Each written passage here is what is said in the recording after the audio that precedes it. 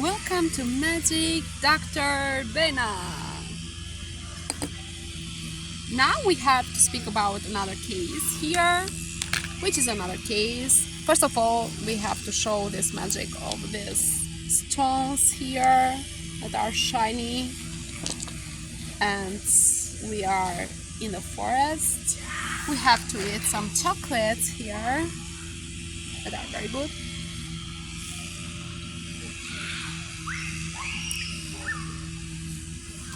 And now we have to continue with the case.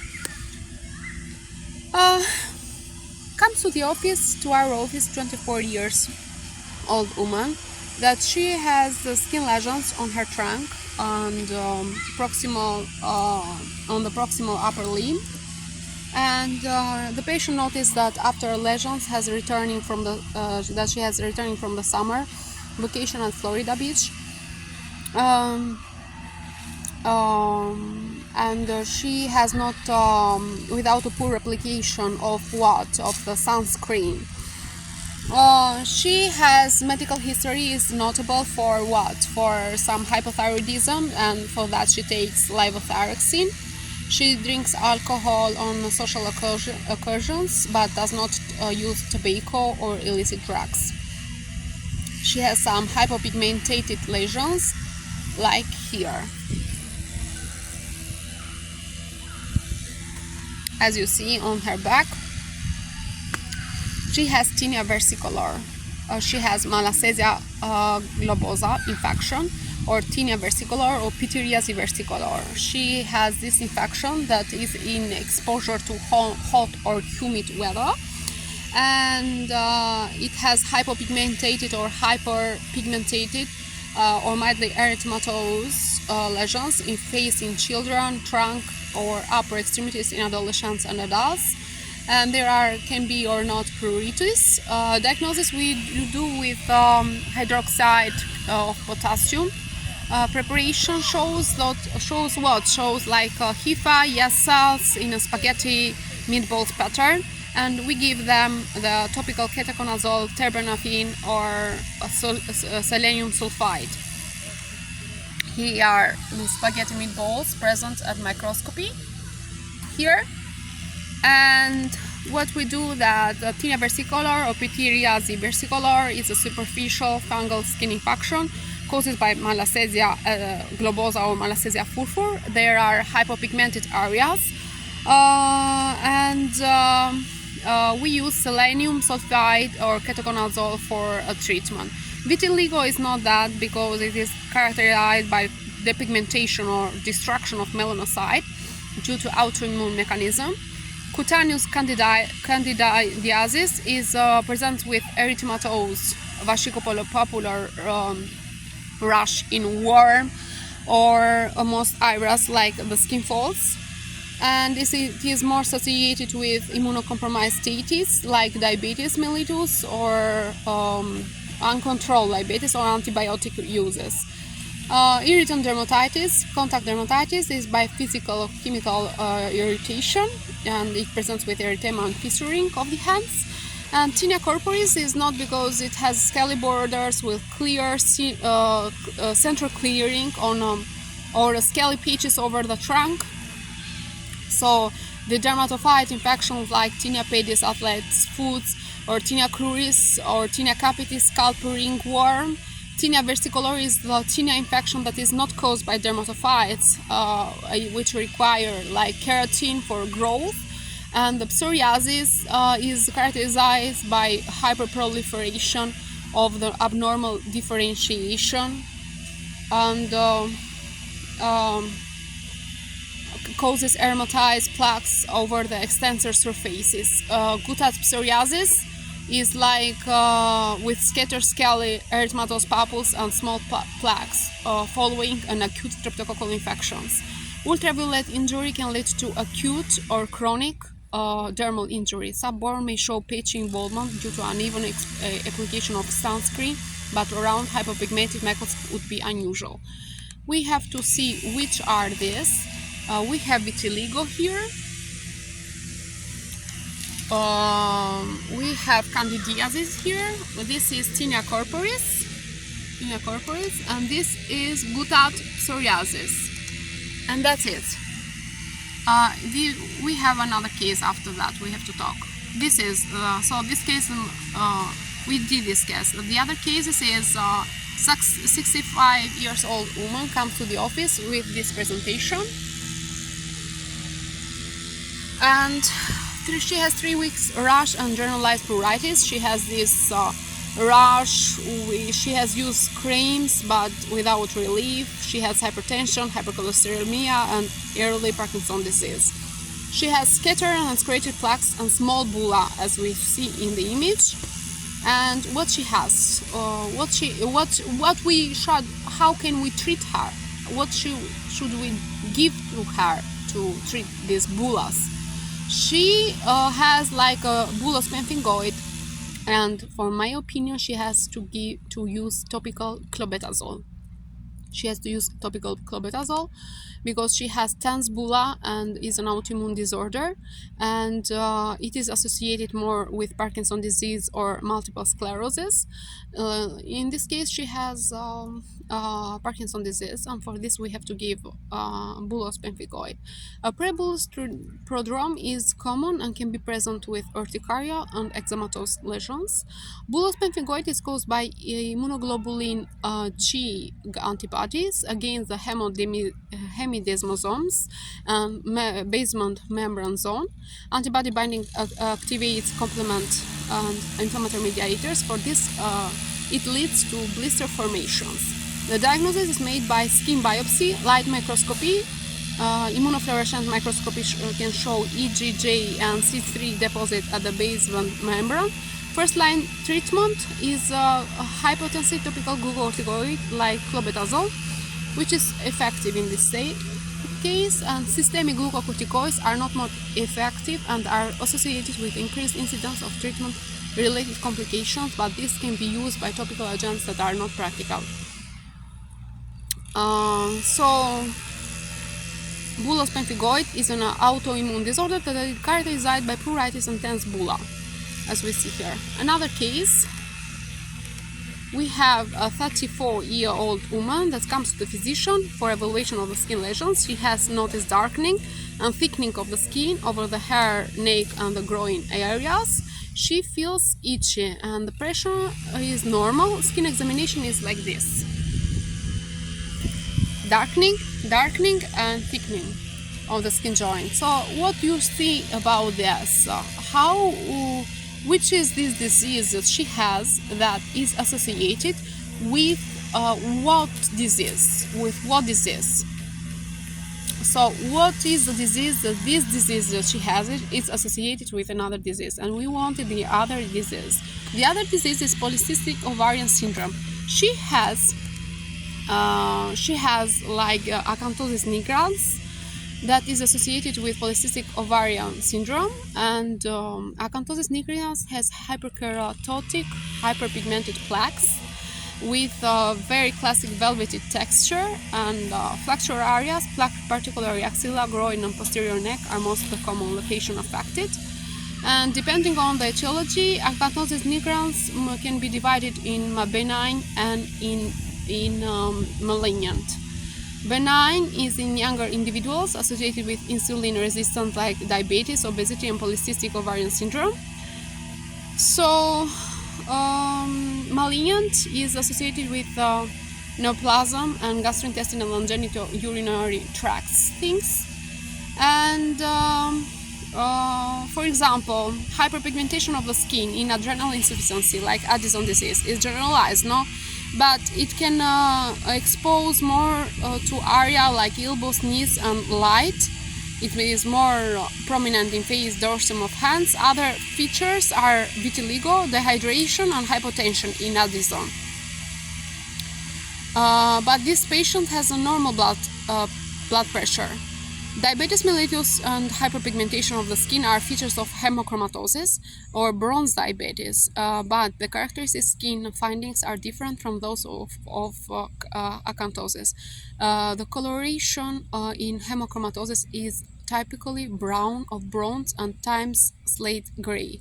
The hyperpigmentation also tends to be more prominent on sun-exposed skin, especially the face. The niacin deficiency, like pellagra, typically presents with photosensitive dermatitis, erythematous tongue, diarrhea, vomiting, and neurologic symptoms like insomnia, dementia, and confusion. Acanthosis nigricans, characterized by symmetrical, hyperpigmented, velvety plaques in axilla, in the groin, and in the neck. And we have the insulin resistance with diabetes, polycystic ovarian syndrome. Younger patient has gastrointestinal malignancy. And 42 years, another case we have to talk about is a 42 years old man comes to the office due to rash. For the last 2 months, he had a slowly expanding rash on his right upper arm that showed moderate itching.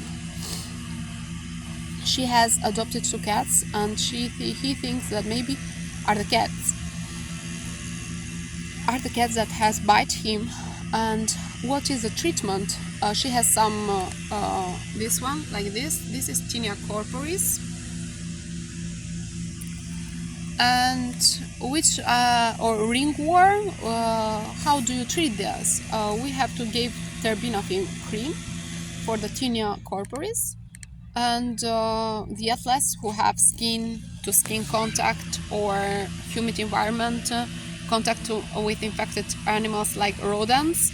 Presentation have scaly erythematous pruritic patch with centrifugal spread, subsequent central clearing with a raised annular border.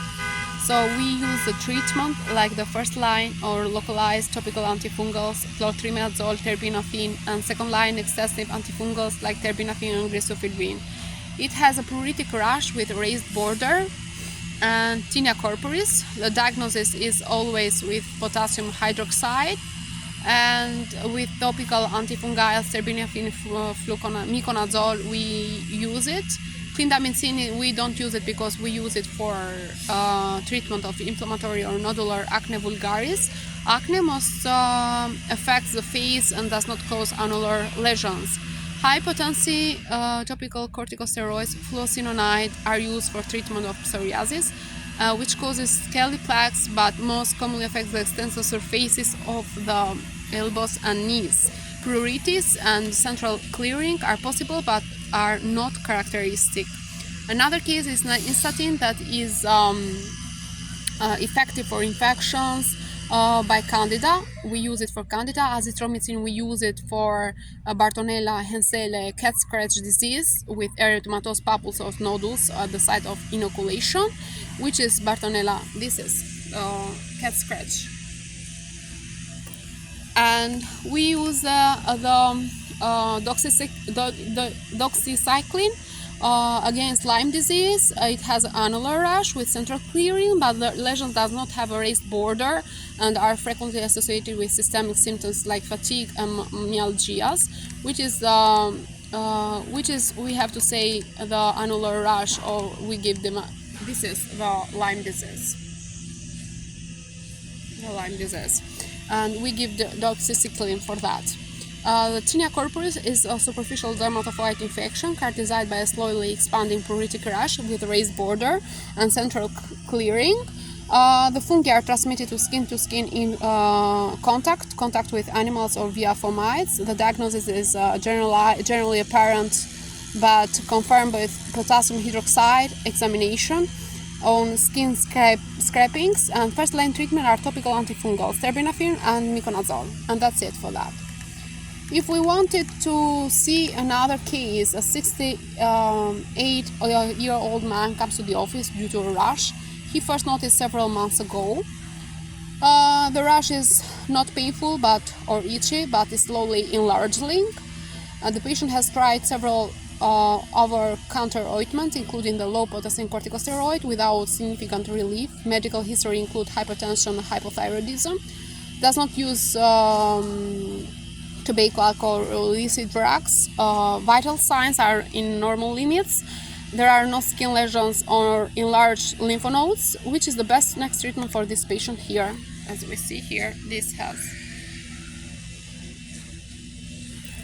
So, If we notice here, we have to do the punch biopsy of the lesion. This is the because it has a squamous cell carcinoma of the skin that is more related to the sun exposure, and we have is like a carcinoma in situ, squamous cell carcinoma in situ, or the Bowen disease, and we wanted to have the biopsy for the confirmation and to see which are the ulcerated nodules, because it has actinic keratosis with hyperpigmentation and telangiectasias. It has other solar damage and is more invasive or in situ, are mostly in patients more than 60 years old, and it doesn't have this patient doesn't have dermatitis, contact dermatitis allergic, not like nickel or rubber, because it's not it has not erythematous scaly patches, and tinea corporis are scaly patches expanding with central clearing that is not in this figure here, with high potency corticosteroids, betamethasone dipropionate, and topical vitamin D analogs like calcipotriene is used to treat psoriasis more, and that causes scaly plaques, and more are in extensor surfaces, knees and elbows, and that's it. So squamous cell carcinoma in situ of the Bowen disease is enlarging. Scaly erythematous patch or plaques are more occurs in sun exposed skin and is not associated with pain or itching. If we wanted to see here, this man has this hand, and this has herpes, and it's herpes simplex. What is that? Herpes with low simplex virus, and is the group of vesicles. We treat them and the herpes with acyclovir, and for that it goes away. It doesn't anything to do with nothing else. This one here, what is that here, is vitiligo. Vitiligo, or destruction of melanocyte, and depigmented macules on acral areas and extensor surface, most commonly affected. Lesions must be symmetrical, dermatomal or unilateral. And vitiligo is this destruction of melanocyte. We say idiopathic guttate hypomelanosis. What is that? Is finding with aging and is characterized by small macules in the sun-exposed areas. Infections are like with Mycobacterium leprae, causes leprosy, and characterized by areas of hypopigmentated of anesthesia. Tinea versicolor presents with light scaly macules and at the chest and the upper back. Post-inflammatory hypopigmentation is characterized by patch involvement in areas of pure trauma or inflammation. The lesions in these disorders are hypopigmentated than the other completely depigmented as vitiligos. Pueblidism is an autosomal dominant disorder characterized by patchy absence of melanocyte, and it is usually noticed at the birth and is confined to the head and trunk. So vitiligo is caused by regional destruction of melanocyte due to autoimmune etiology. Here is idiopathic guttate hypomelanosis, as we see here, this one. And we have the tinea versicolor that is here. And that's it. Wish you have understand all these items and have a great time. Bye. Kiss you. Magic by Dr. Bena. And the magic is here.